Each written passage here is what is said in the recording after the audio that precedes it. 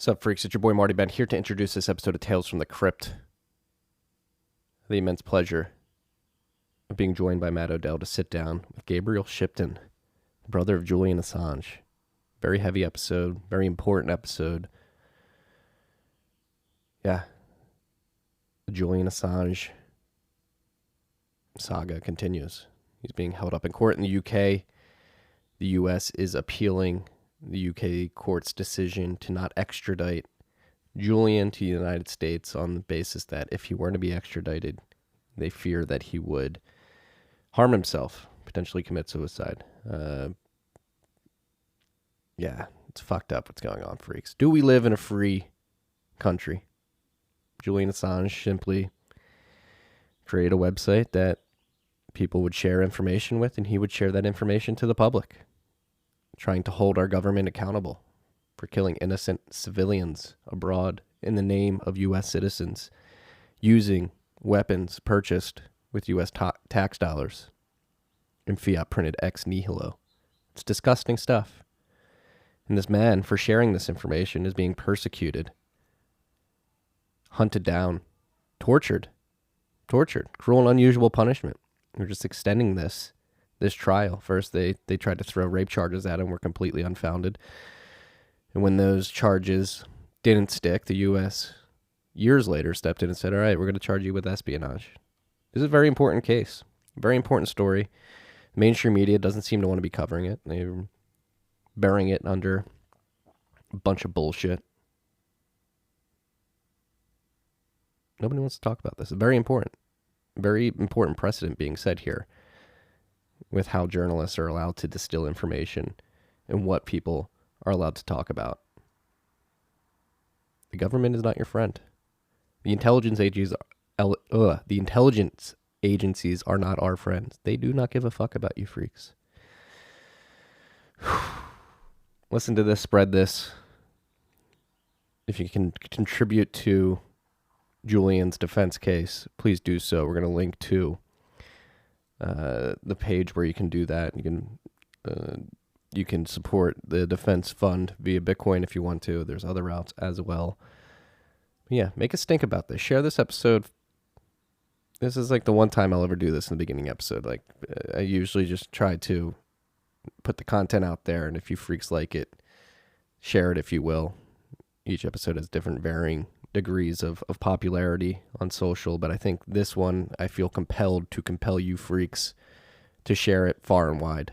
This should be the most liked, most retweeted episode in TFTC history, because it's very important. We need to get out in front of the U.S. government trying to curb actual journalism. There's very few actual journalists and actual journalism outlets that are producing good journalism. They're mostly, these days,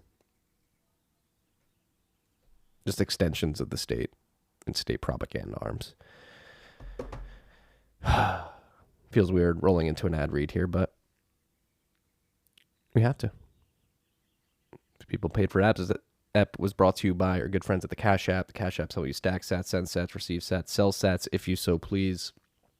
You're saying sats are the standard. 100 million sats in one whole Bitcoin. You don't have to buy a whole Bitcoin, freaks. You don't have to buy a fraction of Bitcoin. You can buy whole sats. As little as $1 on the Cash App. You can DCA into sats by daily, weekly, bi-weekly, if you so please. You can get sats back if you use your boost card. You have your sats back boost enabled. You go shopping wherever Visa's accepted with your boost card, and you get sats back as a reward. Cash App can be your bank account. They're offering account numbers and routing numbers for you freaks. You can get your paychecks direct deposited into the app, start stacking even more seamlessly. If you haven't done so already, make sure you go to your local app store and download the Cash App and use the code STACKINGSATS. That's STACKINGSATS. You're going to get $10, and $10 is going to go to our good friends at Owls Lacrosse. That's Owls Lacrosse. Woo! Woo! Woo! Woo! Woo! Woo! This trip was also brought to you by our good friends at Hodl Hodl. Hodl Hodl is doing incredible things to bring collateralized lending products to freaks using Bitcoin's native multi-sig properties. So Hodl Hodl has put out a new product recently. It's not new anymore. We've been reading this for a few months now, but Lend at HODL HODL is available to U.S. customers, and that is because it is a new non-custodial Bitcoin-backed lending platform that allows peer-to-peer lending and borrowing between users globally, anonymously, and on your own terms. No KYC, no AML. If you're short funds, you don't need to sell your Bitcoins. You get some liquidity by borrowing, using your Bitcoin as collateral. You put it, again, in this multi-sig escrow. It's a 2 or 3 signature.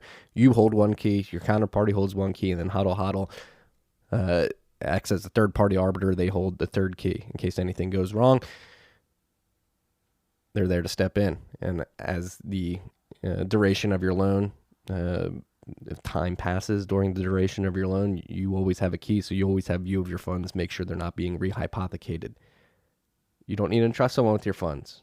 Again, it always remains locked in that escrow, and you control a key to it. If you have stable coins laying around, you're looking to earn some interest on that, you can enter the other side of this loan book, put your stable coins up to be lent out to Bitcoiners looking to get some US dollar liquidity via stable coins, and you can get some interest on those stable coins. So create your offers and set your own terms today at lend.hodlhodl.com. That's lend.hodlhodl.com. Again, available to US citizens. You can take advantage of this. I've spoken with U.S. citizens that have leveraged this platform within the last few weeks, and they're loving it. Pretty seamless. Leverages Bitcoin's native properties. Pretty dope product. This RIP was also brought to you by good friends at Compass Mining. Compass Mining is looking to make it easy for individuals to get into the mining game.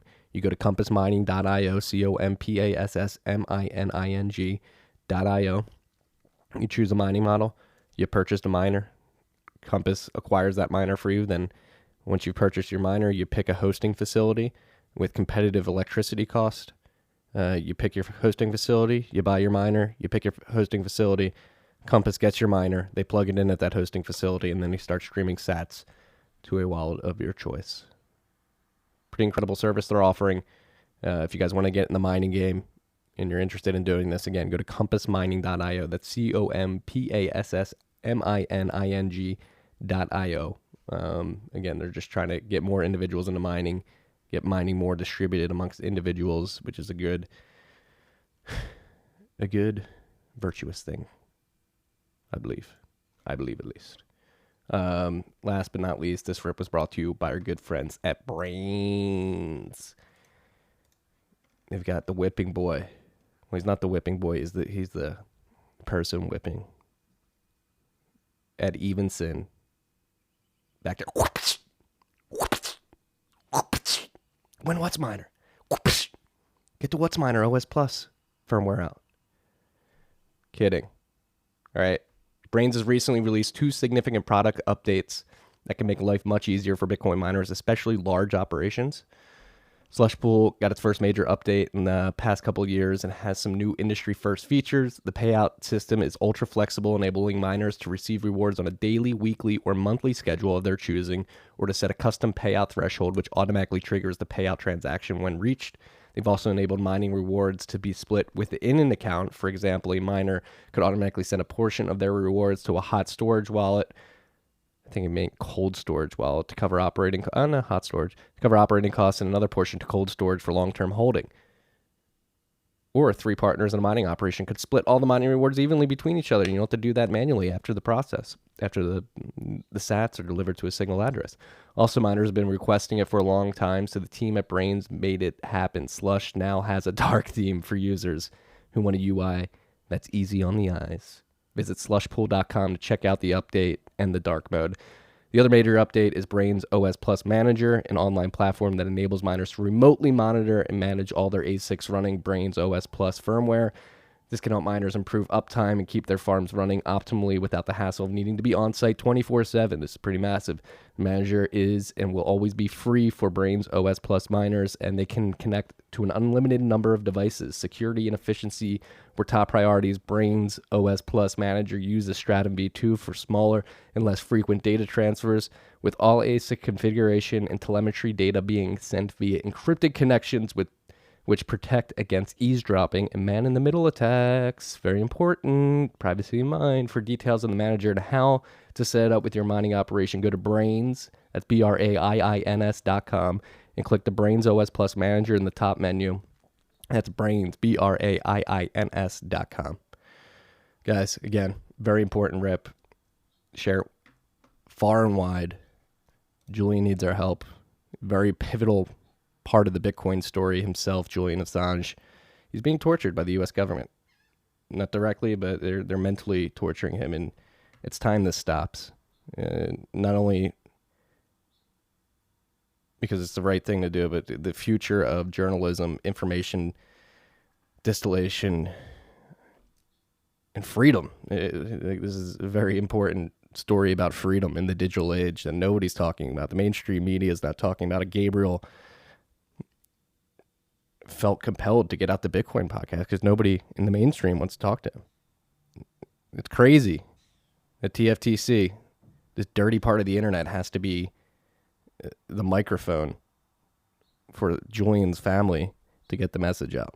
What does that say? What does that say about the mainstream media? What does that say about quote unquote journalism in today's world? Is it even journalism anymore? Is it simply propaganda? That's for you to decide. Enjoy this rip. Okay.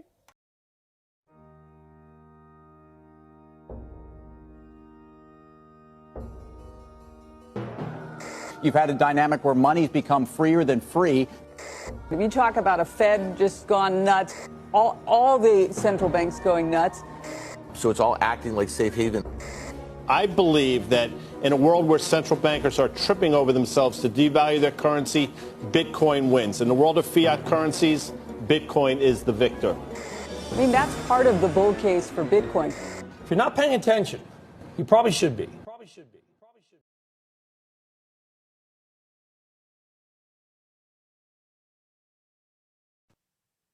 What is up, freaks? Welcome back to Tales from the Crypt. It's your boy Marty Bent back. I got my co-host Matt Odell here for the first interview in quite a while. Matt, it's good to be here. It's good to have you back, and I think it's important that you're here for this particular conversation. Before I hit record, I was expounding upon how I'm very heated today, or very energized. I don't want to say heated because just been doing a lot of observation and at the world at large right now, and it seems that people are straying away from objective truth. They're being driven to a mass psychosis that is being driven by illusions spun up by whatever you want to call it, the media, political, academic class that's manipulating data and information for certain outcomes. And our guest tonight is Gabriel Shipton, the brother of Julian Assange, filmmaker. And I think Julian's life mission and what he did while he was not behind bars, while he was not incarcerated, was literally search to get objective truth to the rest of the world. And so I'm very excited to have you here, Gabriel. Thank you for joining us. Thank you very much, mate. It's good to be with you guys tonight. Yeah, I mean, so I guess just to jump into the conversation, I like what we really want to talk about and get the message out about tonight is the status of Julian's case, how he's doing, what is going on at the current moment. The way I understand it, there's some holdups in the British courts that the U.S. government is basically causing. Is that a correct description of? So Julian basically won his case on January 4th. The judge rejected the extradition, and then a few days later, the US appealed basically straight away, appealed that decision straight away. And then a few days later, the judge rejected his bail. So he's been, he's been in prison. He's in the third year of his in Belmarsh maximum security prison. Without he hasn't been sentenced or anything. So he's just sort of, there amongst murderers and violent criminals who most of whom have been sentenced, but he's just there on remand. So the next stage now is that the appeal arguments have been lodged by the US, and a counter appeal has been lodged by the defence, and the High Court in the UK will decide whether to hear the appeal in the next month or so. We expect it could be early as May that they will decide, and it's 95% likely that they will hear the appeal. and the appeal could take place early as July this year. So the extradition was rejected on like mental health grounds and well-being, basically. So the judge concluded that extraditing Julian to the US would basically be a death sentence for him. But the likelihood of his suicide would be so high that extraditing him he would just likely kill himself. So it was rejected on that basis. But all the other points of law, all the all these sort of charges, about these Espionage Act charges, were all upheld. So it has set a sort of dangerous precedent already in the UK for this sort of reporting. And if I understand correctly, too, as he's being held up and incarcerated, he's under solitary confinement for a lot of the day. Is that correct?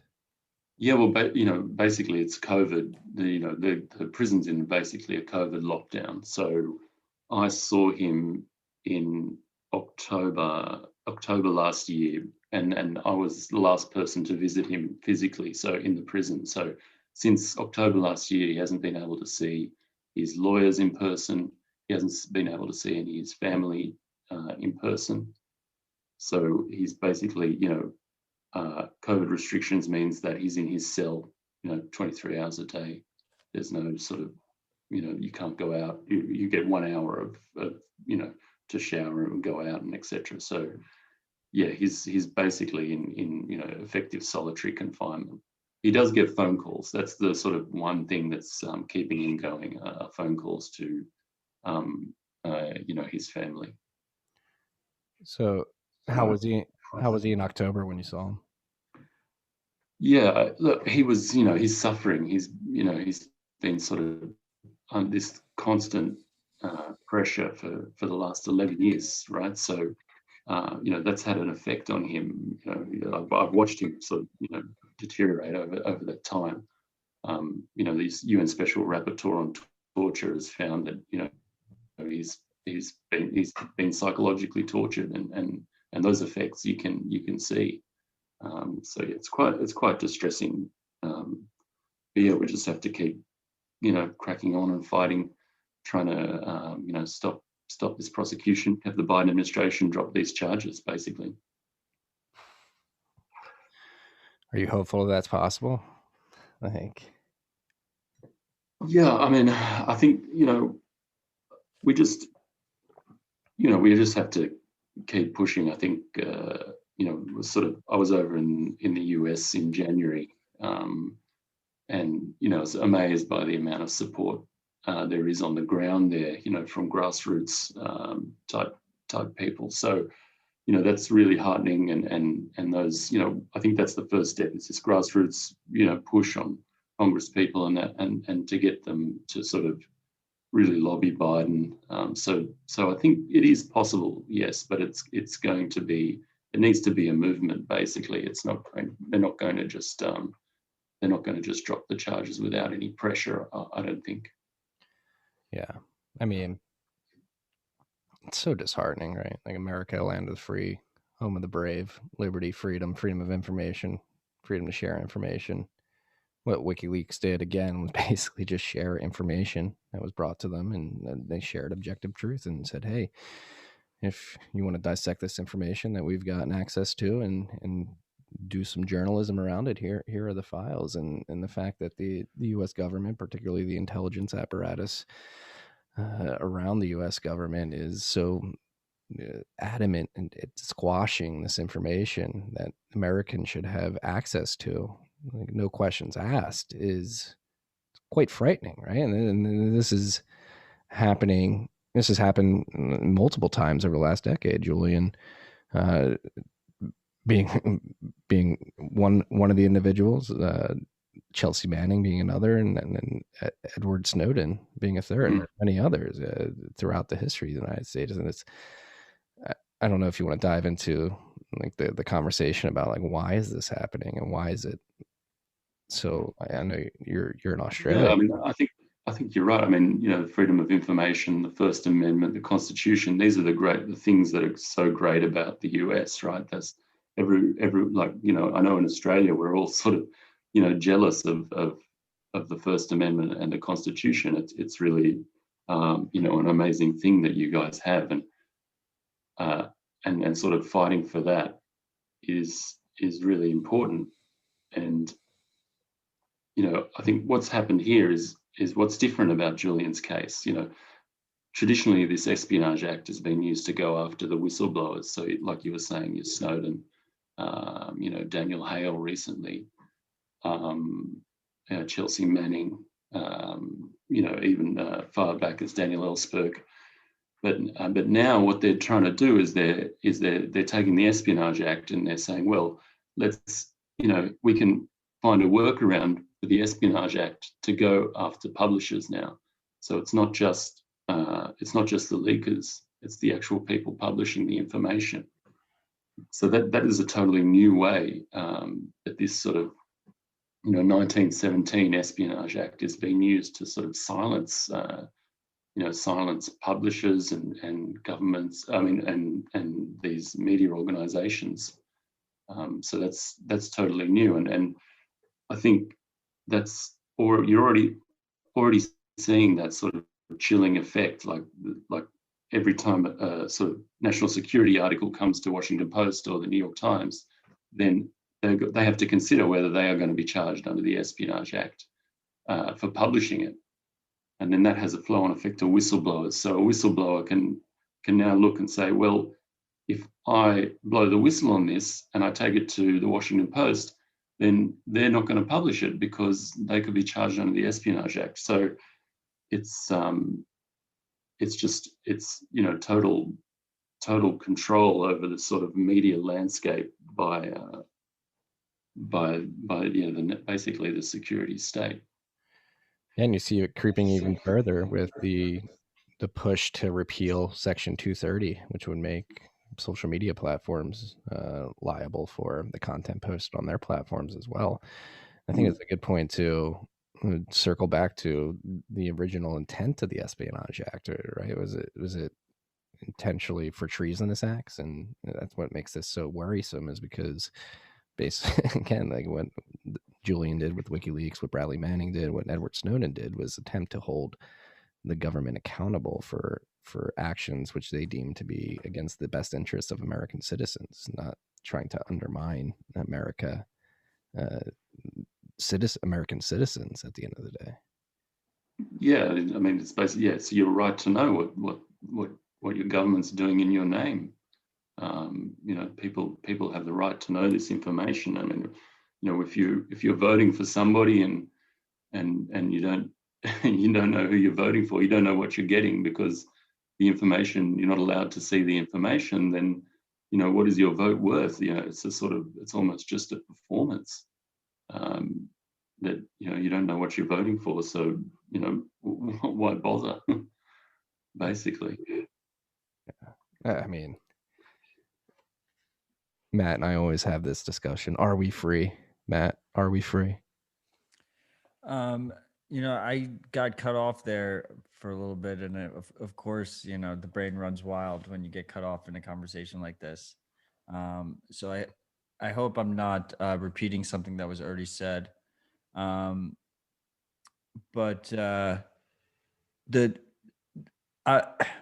the argument is that Julian aided someone who was breaking the Espionage Act, almost like provided instruction to break that act. And the defense is that he's a journalist and he's acting as a journalist, and he deserves protection, as a journalist under the American Constitution. Is that a correct characterization of the situation? Yeah, I mean, so I think there's one not exactly. Some of the Espionage Act charges are solely for publishing, so solely for putting the information up online. So there are portions of it where they're saying, there was a conspiracy to get this information and publish it, which is what sort of journalists encourage sources all the time to get information. But there is there are I think 15 to 17 is solely for actually just publishing the information online. So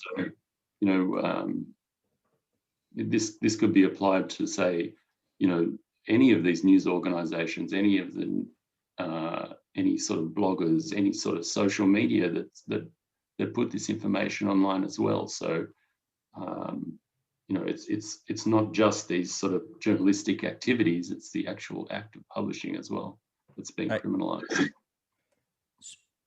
I think that's a very important point. I think what is to me, as someone who grew up during this basically this international vendetta against Assange, against your brother, unfold, what really woke me up to injustice motive was the fact that, and people so easily forget nowadays, right, is that he was in the Ecuadorian embassy in the UK, fighting extradition charges to Sweden for rape accusations.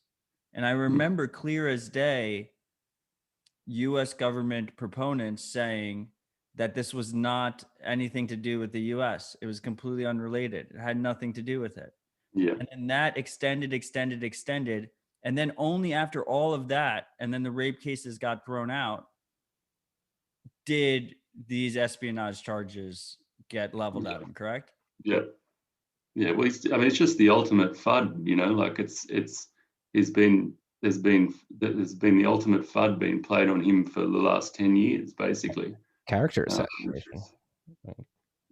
Yeah. So, it's just a technique, like they just go after you. I guess really just recently, what's just come out in the last few days is how the UK government, basically was trying to get the Ecuadorian government to kick Julian out of the embassy. So they were courting them, flying them over to the UK, paying for their flights and all this sort of stuff, like the defense minister from Ecuador, saying, trying to get them to push Julian out. But what stopped them was there was resistance within Ecuador, because it would have been very unpopular within Ecuador. So then they came up with this campaign, right, where they started leaking things. So saying, oh, Julian's a bad guest in the Ecuadorian embassy. There's dirty dishes. He doesn't look after his cat. All these sort of, weird stories that just keep coming out to change the narrative, to change the ideas of the Ecuadorian people that, Julian is a bad house guest, basically. So it's okay to kick him out. And the sort of culmination of that was this, fabricated Manafort story that went into the Guardian, saying that Manafort went and visited Julian, and it's a total fabrication. There's no logs at the embassy. There's the embassy's totally surveilled. There's no surveillance of Manafort even ever been there. So it's these techniques of the state are so they're just sort of laid bare during this case. Was the Guardian complicit in spreading those? Like, did they know that was the case and published it anyway? Yeah, they changed the headline. Like they published it, and then a few days later they realized that they couldn't verify the sources of the story. So they changed the headline online and sort of dumbed the story down, put in allegedly and things like that. So I mean, at the time, the Ecuadorian embassy in London was like one of the most surveilled buildings in the world. Like, this is not a large embassy. This is not some kind of fortress. It's almost like an office complex. It's a small little embassy, quote unquote embassy, that is completely surveilled by not only the UK police and special service or whatever they call them over there, but presumably the whole media establishment, right? Like, this is a compelling story that can drive clicks. Like, they're all watching all this stuff. The paparazzi's all over this. Yeah. So to claim ignorance on a story like that is awfully suspicious in general. The Guardian does have a history in, Assange related cases. I mean, specifically with Snowden. A bunch of the Snowden documents all got they all got wiped from their computers. They said it was a raid that they weren't complicit in, for whatever it's worth. In the UK, you don't really have free speech. You don't have the kind of protections that we have in America. I mean, we're talking about those protections being abused, but still, they don't have anywhere near those kind of protections. And you just witness this happen over and over again. It's not a fair fight. It's not the justice system that is told when you're growing up in America about, how America has this super fair justice system where you're going to be tried in front of your peers. And I still remember just growing up being like an impressionable youth. And there was really hard arguments that people were making, why is Julian hiding from the rape cases in Sweden? Why is he doing it? He's not going to get extradited. The US doesn't want him. Like, they're not going to bring him over, and it's just, I feel like no one talks about that. Like, very few people are talking about that at this point. People forget very quickly. Yeah, it's been memory hold, right? And like Matt, I couldn't stop thinking about another phrase that's drilled into our head, particularly in the context of the judicial system and the court system: the truth shall prevail. And it's like, and it's completely ironic from that the Guardian would be complicit in something like that, considering that if the intelligence community and the apparatus and the US government gets its way, like, it becomes liable for actually doing journalism. And then that leads to the question is, do they actually care about doing journalism, or are they just an arm of the state at this point? Yeah, I mean, that's questions going through my mind right now. Yeah. Well, I mean, the Guardian, just in the last year, they've put out, they've sort of changed their tune. They've seen the importance of this case, and so they put out editorial supporting Julian and supporting the rejection of the extradition. So, I hope some of these people realize that what they have invested in this case, it actually affects them. So, I think you've seen that with, Washington Post putting out editorial, the New York Times is putting out opinion in support of Julian. So they're all sort of realizing that, what this actually means for their livelihoods and their, their media entities, that it's going to totally just change the landscape. I mean, they should be applauded for that, right? But like, every journalist in the world should be fighting for this fight. Yeah, that's right. Yeah. Are you a true journalist if you're not? I don't think you can say so. How's this affected you as Julian's brother? What's this experience been like for you on the outside looking in? Yeah, I mean, I just, really, I think Julian is I think Julian, like, for me, it's just, Julian's suffering is we're just trying to get him out, basically.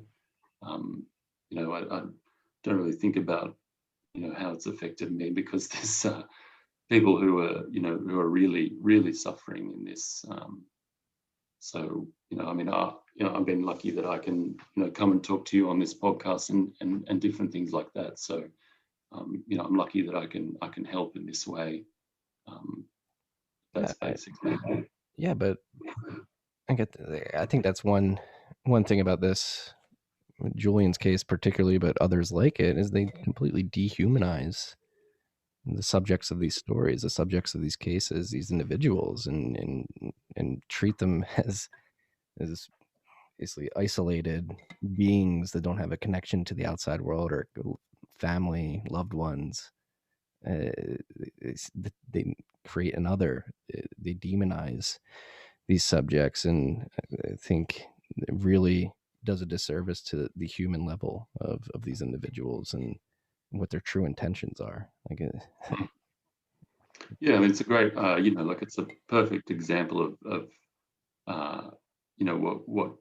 what can happen if you draw the ire of these states.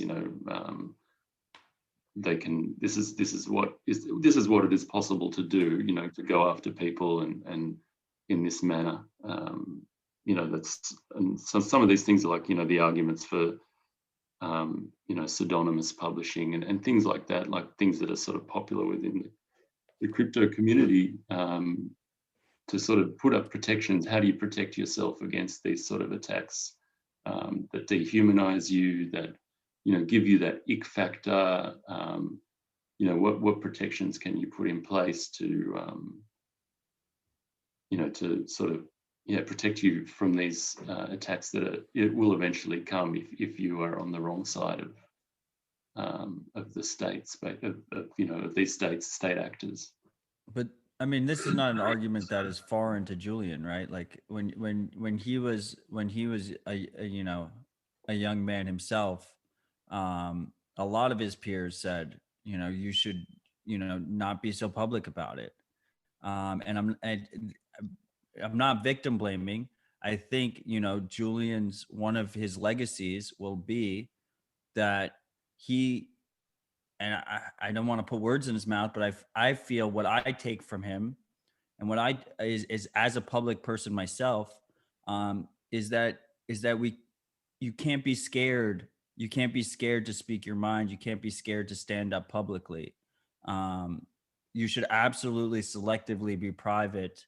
And there's a place for these defensive measures in terms of protecting your identity and whatnot. But there's great power in being a public figure that stands up. Would you agree? Yeah, and Julian's case, I think Julian's on the record as saying that, he's the lightning rod basically for WikiLeaks. That WikiLeaks is an organization, bunch of people, but he's been able to be that lightning rod, that sort of diverts all electricity away from the building, right? Like, when the lightning strikes. So that's that's the sort of part of the idea there. I mean, one of the things is with obviously it's been bad for him personally, but 10 years ago, they when they published this stuff, they knew that they were going to come under attack like this, and this is the plan that they had. I don't think, maybe they didn't know it would be so bad and so vicious, and but yeah, they knew that there would be constant attacks after all these things they published. Like, you're sort of kicking the hornet's nest, like to quote Satoshi. But I think that's what's interesting is that like with Bitcoin, with Satoshi, that there is no head, there is no there's no sort of person to go after in this way. So that sort of element of decentralization is quite is why there's no sort of central point of attack for Bitcoin, whereas WikiLeaks, its infrastructure, its web infrastructure is decentralized, but it has that centralized leader that is the focus of all these attacks. So it's an interesting comparison there. Yeah, I mean, just like as a Bitcoiner, and somebody who's probably pushed closer to Bitcoin because of what happened to Julian and Edward Snowden and Chelsea Manning, it's fascinating that Bitcoin's path crossed with WikiLeaks in the way it did, where WikiLeaks, at the particular point in time in which they needed a alternative payments network, was almost too much attention for the Bitcoin network at that particular size. And like you mentioned, Satoshi said, we don't want to kick the hornet's nest right now. Like, even Satoshi was worried about that attention from the state and that ire from the state. And with that comment, some can glean that he thought at that point Bitcoin could have been taken down by the state. But Bitcoin did wind up providing utility for WikiLeaks at the end of the day, and still does till today. Yeah, that's right. I mean, it was the first, correct me if I'm wrong, but it's the first sort of use case for Bitcoin as censorship-free money. Some money that couldn't be interfered with. The biggest sort of WikiLeaks, sort of totally under attack, regulatory attacks, and when they switched to Bitcoin, it was Bitcoin couldn't be taken down. They used it perfectly. It was sort of, really a use case for showing that Bitcoin couldn't be, messed with by state actors or regulatory bodies and things like that.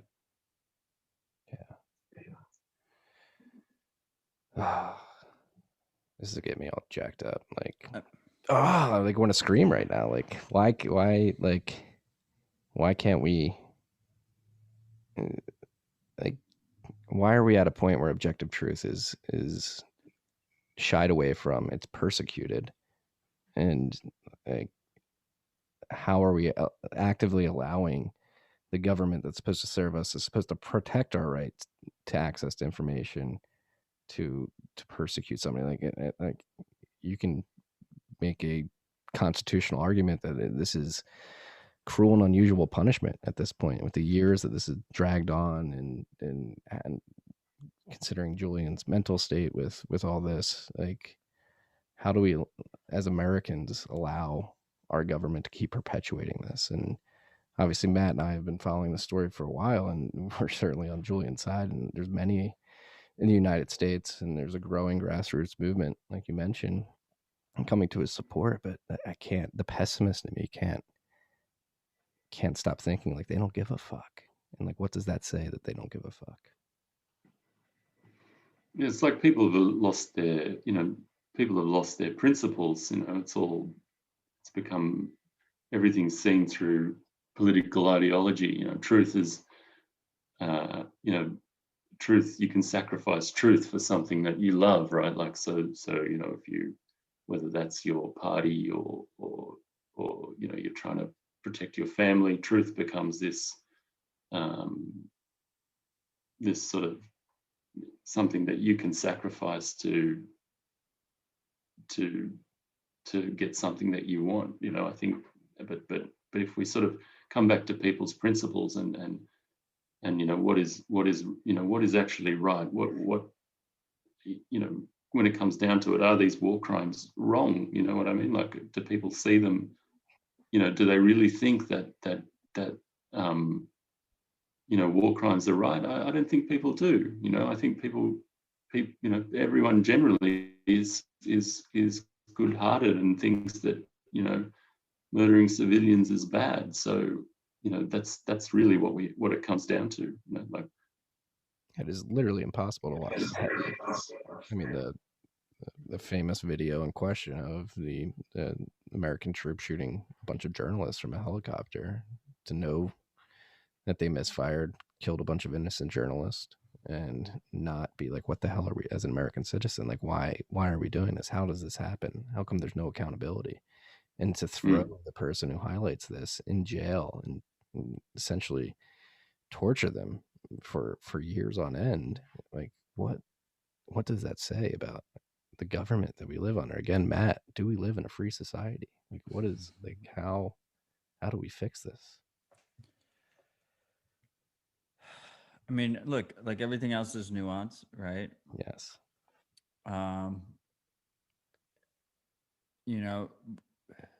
There's a lot of imperfections in our society, and what I think, and I'm going back to it again, and I think it's very important to highlight, because it's his legacy, and his legacy, Julian's legacy, to me, will be one of defiance, and it's one of exposing the injustices, right? And there was a lot of members of the cypherpunk community that, in their view, WikiLeaks should have been something that was a Tor only, Onion only organization that had no formal leaders and had no names attached to it, right? And Julian had a completely opposite opinion on that. He believes that you need to be outspoken, that you need to be in front, you need to be on stage, you need to be talking about these things. And if he didn't do that, if Aaron Schwartz didn't do that, if Julian Assange didn't do that, then we wouldn't be having this conversation today. It would be something that's happening on the dark alleys of the internet instead of being right up front and center. And I think that's super important regardless. And they can't take that away from him. And they know that. The powers that be know that, and it kills them inside, right? It kills them that they can't squat. That, as far as they're concerned, they'd rather be on no newspapers. They don't care about your opinion one way or the other. They don't want it to be front page news. You know, this idea that they couldn't pressure the small government of Ecuador, this tiny little country, to hand him over. They couldn't destroy his reputation through, Swedish rape accusations. And now, to this point, they can't extradite him. Is infuriating. And every day that it continues is a tragedy. But at the same time, it's an inspiration. It's a fight. And I think it's important to highlight that aspect, because I think it's profound and it's important. Yeah, thanks, Matt. For sure, Julian would be happy about that. That's very, it's pretty good insight, I think, there. I think It's very important. No, I think I tend to agree with that, right? Like, what type of society are we? Like, I completely respect anybody that uses a NIM to put these ideas out there, but if we have to fall back to a society that depends on NIMs to distill information, and you're not able to do it out in the open, like, is it even worth living in?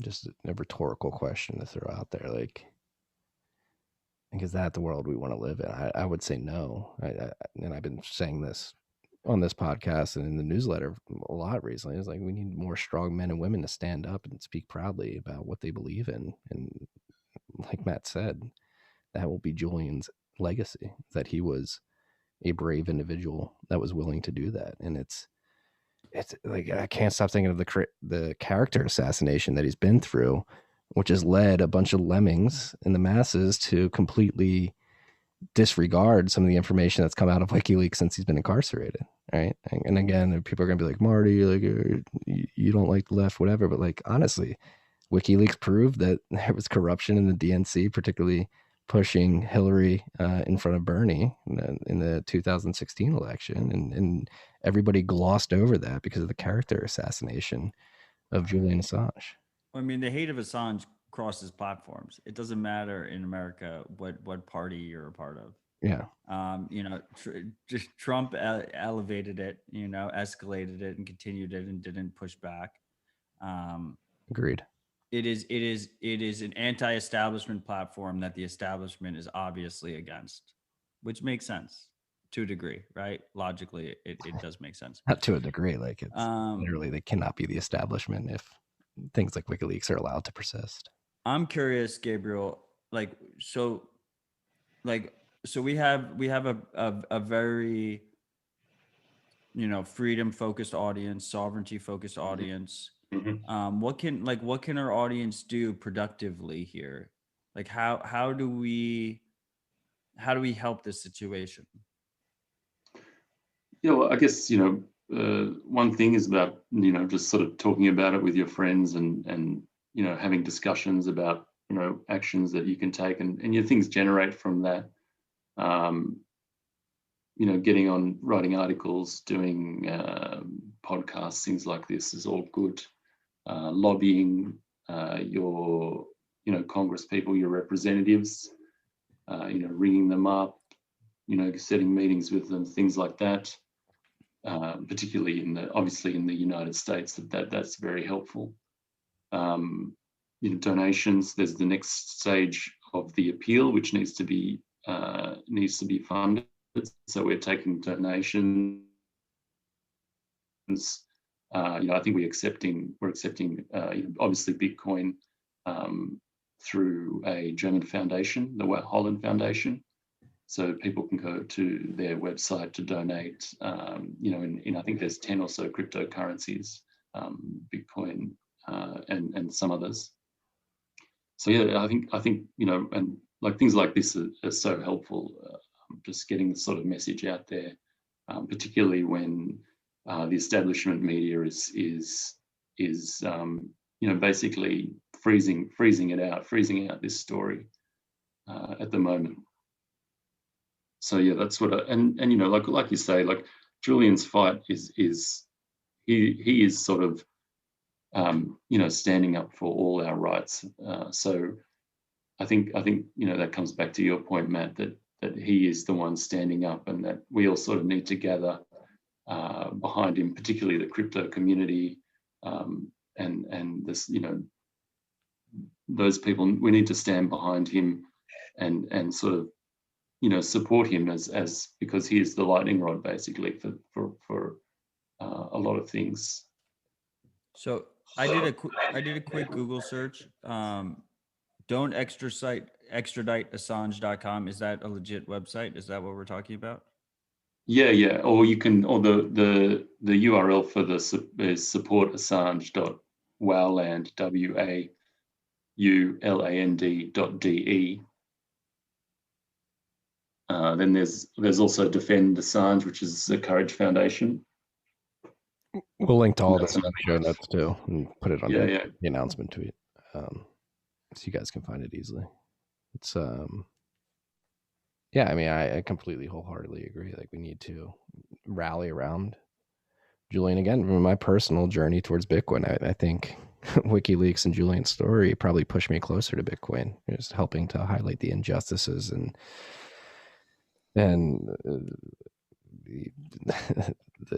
evil that exists in the world, particularly at some of the levels of the state, and the fight for liberty in the digital age is upon us, and you have to fight. You can't just sit by and let this stuff happen. You got to stand up and speak up. And again, luckily we have Julian Assange being one of the stalwarts of the freedom fight in the digital age.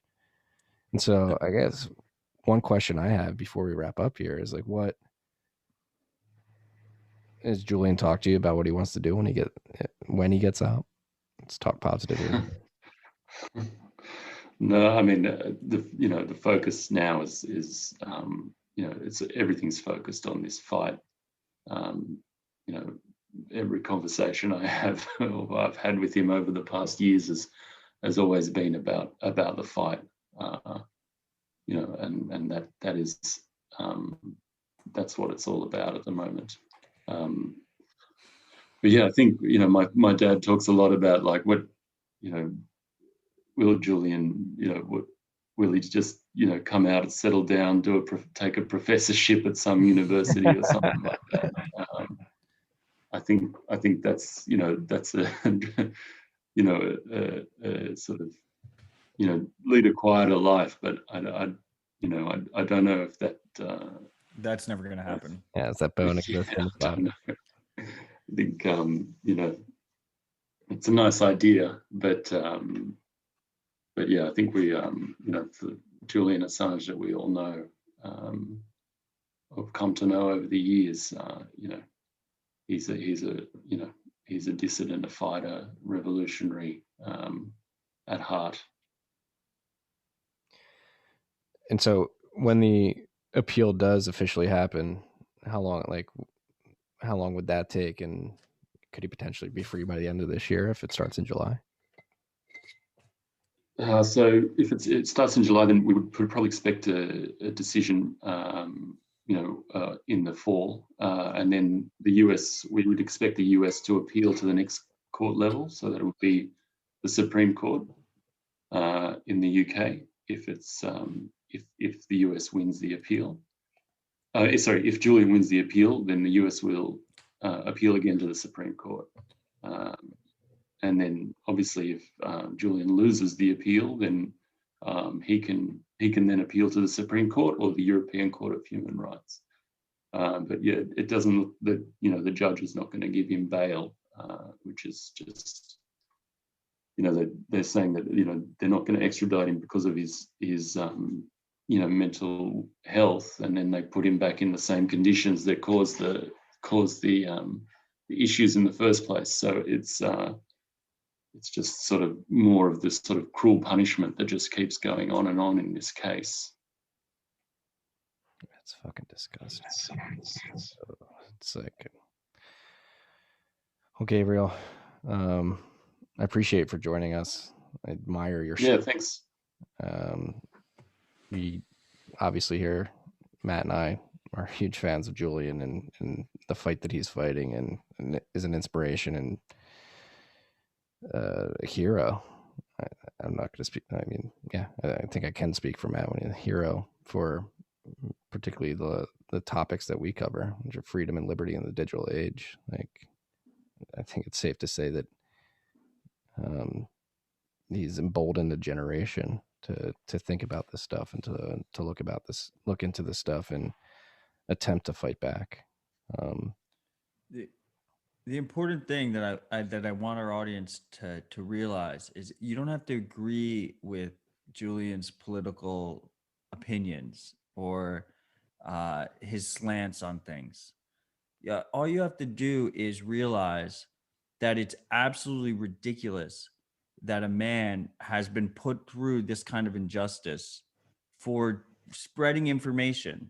You don't have to agree with the information. You could think the information is all garbage and fake even, which it isn't, but you could. And still at that point, the injustice that has been done already is absolutely ridiculous. It's completely unreasonable by any standard, at least in Western civilizations. And everyone should be against this kind of treatment, and people should be for the free movement of information. And Gabriel, I appreciate that you came on the show. I appreciate your time. And it's just been an honor to be a part of this conversation with you. And just know that we stand with you, and I hope that our audience stands with you. And I hope they consider contributing to the defense fund, because at the end of the day, the U.S. government proved that money does rule a lot around us.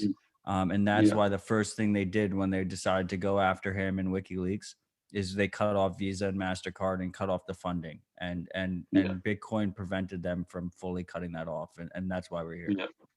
Yeah, well, that's the thing. Like Julian's enemies can just keep printing money, right? Like they can pay their bills pretty easily, but Julian doesn't have that luxury. So yeah, any support is really great, and thank you so much for having me on and helping spread the message, Matt and Marty. It's really, really good, and I hope that if we can speak again, it's under better circumstances. I'm optimistic it can be. I know I was a little pessimistic earlier, but hopefully the truth will prevail here, and hopefully the message gets out there. And freaks, if you're listening, speak up, stand up, voice your support for Julian, either vocally on Twitter, with your family members, with your friends, or financially by donating to the defense fund. Gabriel, good morning to you where you are. I'm sure you've got a long day ahead of you. Yep. Thank you again for joining us. No, thank you very much. All right. Peace and love, freaks. Yeah. Bye.